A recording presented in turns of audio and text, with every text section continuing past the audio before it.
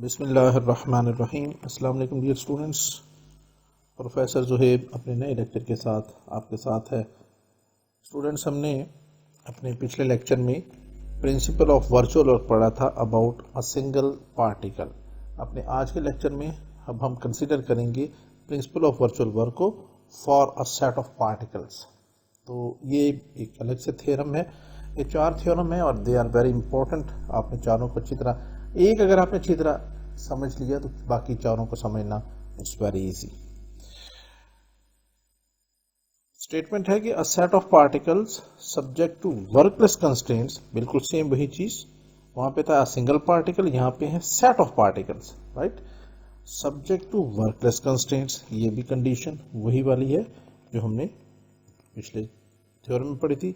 Is in equilibrium if and only if zero virtual work is done by the applied forces in any arbitrary infinitesimal displacement consistent with the constraints। वहां पे एक single particle था, यहाँ पे particles ज्यादा हैं, तो बस इतना सा फर्क है। तो बिल्कुल उसी पैटर्न पे हम इसको कोशिश करेंगे इंशाल्लाह क्वेश्चन को सॉल्व करने की, इसको प्रूव करने की। तो वहां पर भी हमने यही किया था, इस वक्त भी यही करेंगे। हम कहेंगे कि सपोज हमने वहां पे लिखा था कि एफ ए, ये फोर्स जो है this is actually the total applied force, total applied force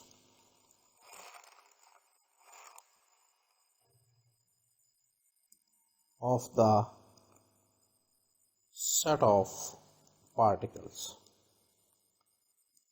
ठीक है जी, ये हमने किया। अब एफ ए में और पिछले सेट ऑफ पार्टिकल्स के लिए भी हमने एफ ए यूज किया था, सिंगल पार्टिकल के लिए भी हमने एफ ए यूज किया, सेट ऑफ पार्टिकल्स के लिए भी हम एफ ए यूज करें तो ये तो कोई सही नजर नहीं आ रहा। देखें, फर्ज करें यहाँ पे एक पार्टिकल है, इसके ऊपर ये फोर्सेस लग रही हैं F1 और ये अप्लाइड फोर्स है तो इसका नाम हमने रख दिया F1A। ये दूसरी फोर्स लग रही है, इसका नाम हमने रख दिया अप्लाइड फोर्स है, दूसरी फोर्स है तो इसको हमने कह दिया F2A।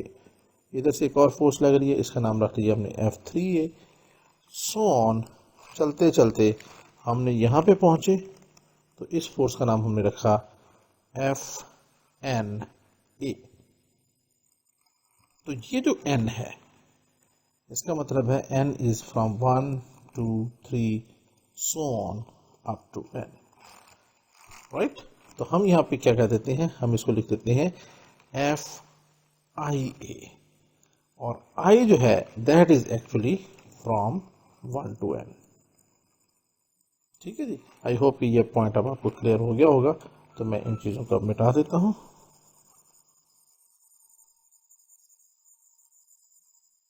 ठीक है जी, तो FIA से हम डिनोट करते हैं total applied force of the set of particles, and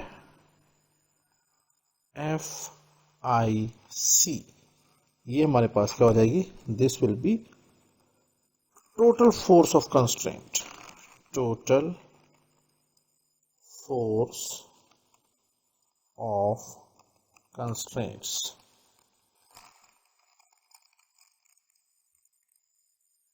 ठीक है जी, ये हमारे पास दो चीजें आ गई। हम सपोज करते हैं, हम सपोज करेंगे अब कि सिस्टम इज इन इक्विलिब्रियम और प्रूव करेंगे कि it's virtual work is zero that is applied by all the forces. तो हम पहले फर्ज करते हैं वी सपोज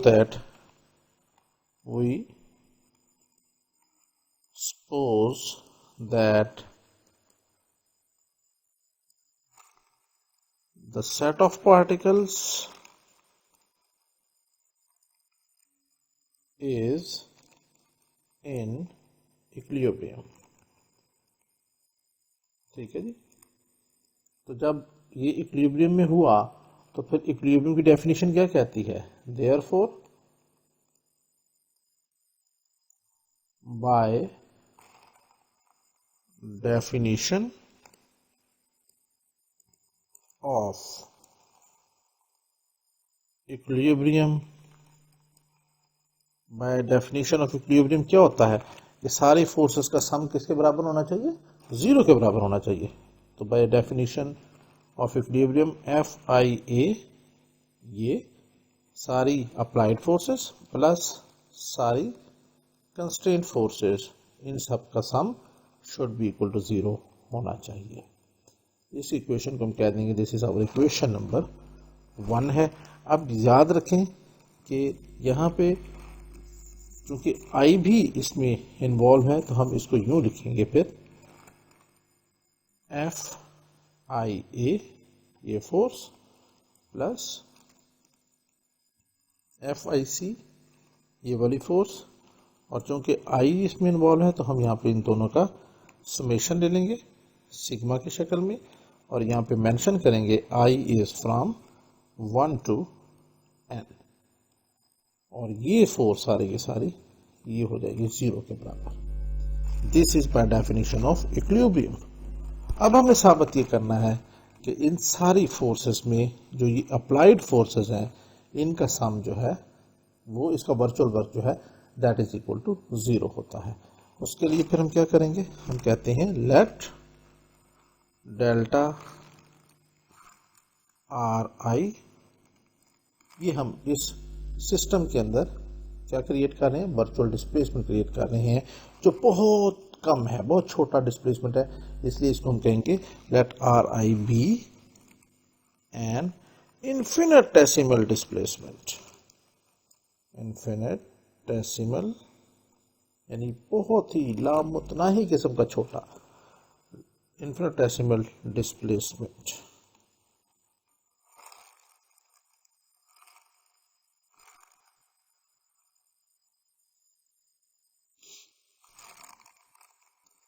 of the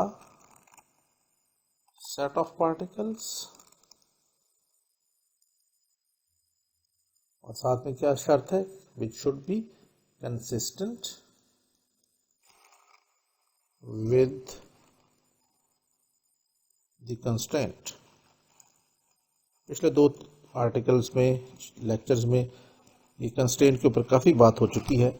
अगर कोई आप में से नया है तो वो पिछले 2 लेक्चर्स जरा अच्छी तरह पढ़ ले, इसके ऊपर काफ़ी हम बात कर चुके हैं, तो इसलिए अब इसको बार बार रिपीट करना मुनासिब नहीं। तो हम क्या करेंगे, अब यहाँ पे हम डॉट प्रोडक्ट ले लेते हैं। देयरफॉर इसको हम इक्वेशन नंबर 1 का नाम देते हैं, और हम कहते हैं कि taking dot product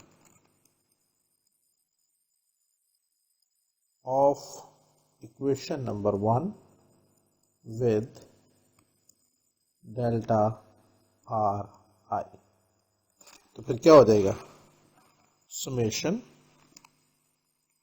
f I a plus f I c, ये वाली forces from I from 1 to n, और इसकी dot product with delta are I is equal to 0, और इसकी भी प्रोडक्ट डेल्टा आर आई, दोनों तरफ करेंगे ना। तो अब हम इसको क्या लिख सकते हैं, इसको अलग अलग कर दें।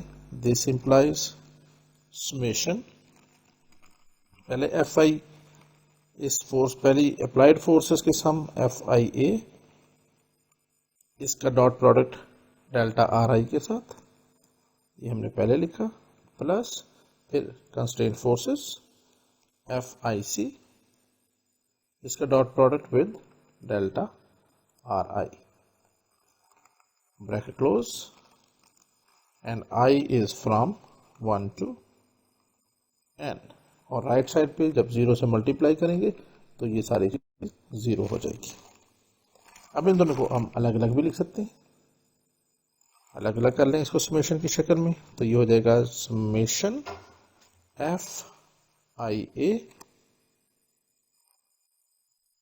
Dot delta are I, and I is from 1 to n, plus summation, अलग अलग कर रहे हैं हम, F I C dot delta are I, and I is from 1 to n, and this is also equal to 0।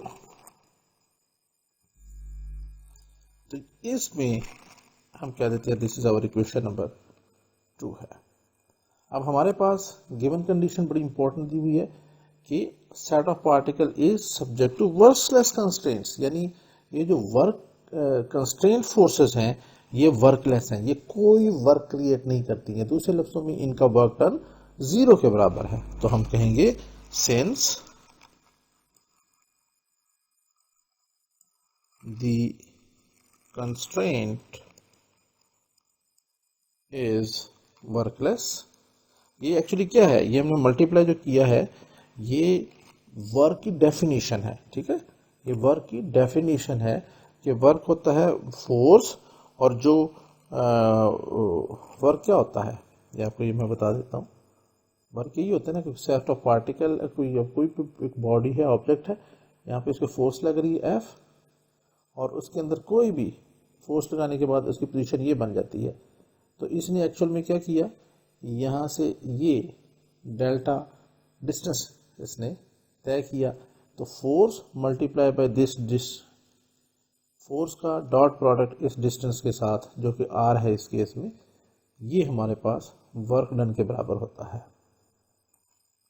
तो यहां पर भी हम यह और इनके दरमियान जो एंगल बनता है थीटा, उसका कोसाइन, तो यहां पर भी हम यही कर रहे हैं कि सिंस, और ये जो डेफिनेशन क्वेश्चन नंबर 2 में आ रही है, ये क्या है इक्वेशन, इसमें ये वर्क डन है अप्लाइड फोर्सेस का और ये वर्क डन है कंस्ट्रेंट फोर्सेस का। लेकिन हमें गिवन है कि since the constraint is workless therefore, यानी क्या मतलब हुआ कि इनका वर्क डन क्या होगा, 0 होगा। तो हम लिख सकते हैं therefore FIC dot delta RI, I is from 1 to n, ये जो वर्क डन है this is equal to 0। So therefore equation number 2 becomes, ये क्या बन जाएगी कि sigma FIA dot delta RI and I is from 1 to n and this is equal to 0, क्योंकि इस सारे की जगह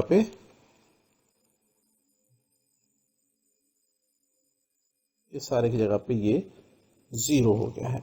और स्टूडेंट्स यही हमने प्रूव करना था कि अगर हमारे पास सेट ऑफ पार्टिकल्स ये किसमें हो, इक्विलिब्रियम की शक्ल में हो, तो अप्लाइड फोर्सेस का जो वर्क डन है वो 0 के बराबर होगा। तो यहां पे हम लिख लेंगे which indicates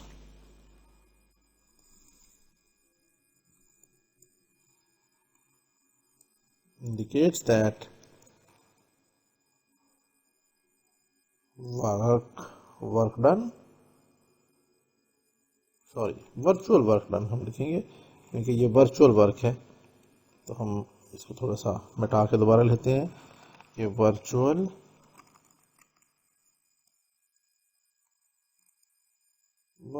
work done by the applied force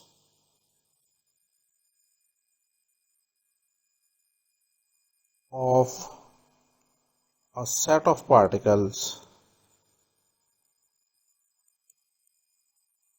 is 0, ये हमने प्रूव करना था।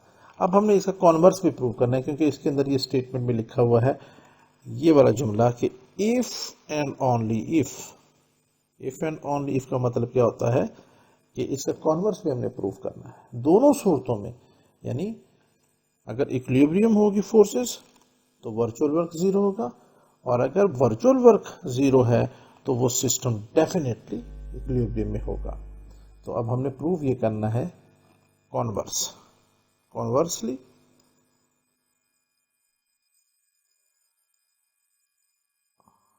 हम कहेंगे now we suppose that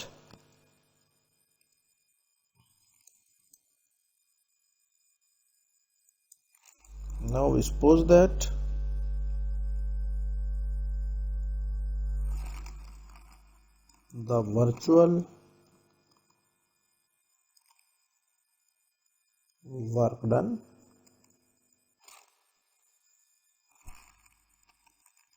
by the applied force is 0। ये हमने सपोज किया, तो अगर ये ऐसा है जैसा कि हमने सपोज किया है, तो फिर इसको हम लिख सकते हैं, मैथमेटिकली लिख सकते हैं, that is sigma F I A dot delta are I, I is from 1 to n is equal to 0। इसको हम इक्वेशन नंबर 3 कह देते हैं। ये हमने एज्यूम कर लिया, और अब हमने प्रूव क्या करना है, हमने प्रूव करना है कि जो फोर्सेस, अप्लाइड फोर्सेस प्लस सारी की सारी कंस्ट्रेंट फोर्सेस, इनका sum it should be equal to 0, तभी तो ये सारा system set of particles equilibrium में होगा। तो हम कहेंगे we have to prove that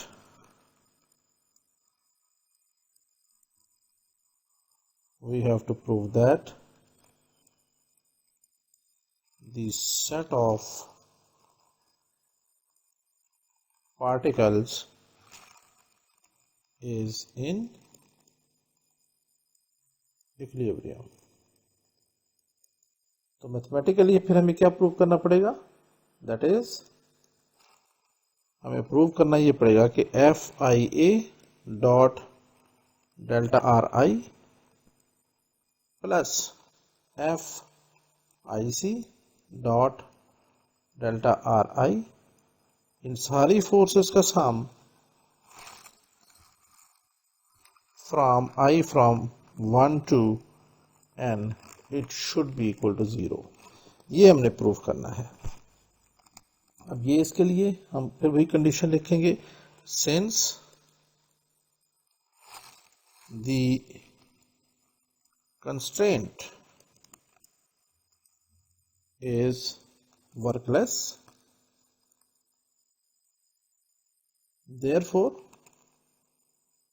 तो फिर क्या होगा, अगर कंस्ट्रेंट्स वर्कलेस हो तो by definition of work done क्या होगा, एफ आई सी इसका dot product with this delta are I, it should be equal to 0 होना चाहिए। और यहाँ पे याद रखें क्या ये जो I है, it is from I from 1 to n है। इस इक्वेशन को आप कहते हैं this is our equation number 4। ऐसे यदि, क्योंकि इनका जो सम है it should be equal to 0, इसका जो बाय डेफिनेशन कंस्ट्रेंट्स का जो वर्क डन है 0 के बराबर होना चाहिए, क्योंकि ये हमें गिवन है कंस्ट्रेंट इज वर्कलेस, कोई वर्क नहीं होता। तो अब हम इक्वेशन नंबर 3 और इक्वेशन नंबर 4 को ऐड कर देते हैं। Now equation number 3 plus equation number 4, it gives us summation f I a dot delta r I, and I is from 1 to n plus summation f I c dot delta r I, and I is from 1 to n, this is equal to 0। ये हमारे पास आ गया। इसको हम लिख सकते हैं, अगर आप गौर से देखें तो समेशन को हम अलग कर सकते हैं। दिस इम्प्लाइज समेशन हमने बाहर निकाल लिया, बाकी रह गया हमारे पास f I A dot delta are आई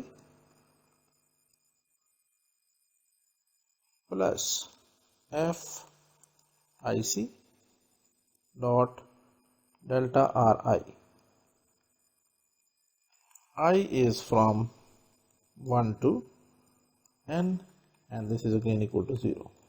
अब यहां से हमारे पास डेल्टा आर आई भी कॉमन है दोनों में, तो इसको भी हमने बाहर निकाल लेते हैं।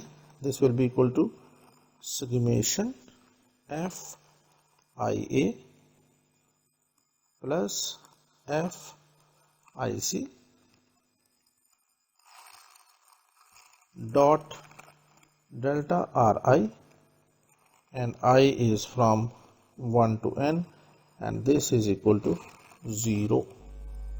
अब यहां से दोनों तरफ डेल्टा आर आई से हम डिवाइड कर देते हैं, सिंस डेल्टा आर आई, ये इन्फिनिटेसिमल डिस्प्लेसमेंट है, डिस्टेंस है, it can never be equal to 0, so therefore, तो अगर ये 0 नहीं है तो फिर ये जो इसके साथ वाला मल्टीपल फैक्टर है ये 0 हो जाएगा।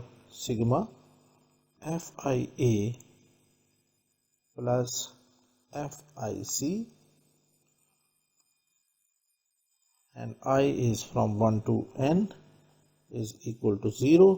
और यही स्टूडेंट्स हमने प्रूव करना था कि हमने साबित कर दिया कि सारी की सारी अप्लाइड फोर्सेस प्लस सारी की सारी constraint forces from 1 to n, इन सब का सम लिया जाए तो वो 0 के बराबर है।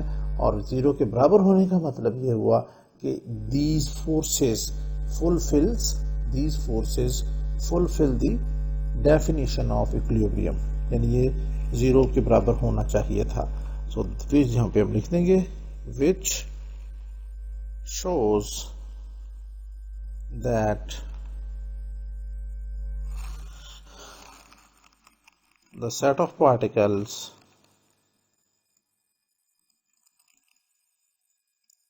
is in equilibrium। और डियर स्टूडेंट्स ये हमने प्रूव करना था। तो ये छोटा सा क्वेश्चन बिल्कुल एग्जैक्टली पिछले क्वेश्चन के की किस्म की क्रॉलरी एक्सटेंशन थी और आई होप कि आपको अच्छी तरह समझ में आ गया होगा। एग्जाम पॉइंट ऑफ व्यू से these are very important questions. तो लाजमी कमेंट कीजिएगा अगर आपको हमारा चैनल और लेक्चर पसंद आया हो, और अगर अभी तक आपने हमारा चैनल सब्सक्राइब नहीं किया तो वो भी कर लीजिए। इंशाल्लाह मिलते हैं बहुत जल्द अपने नेक्स्ट लेक्चर में। जब तक की इजाज़त, अल्लाह हाफिज़।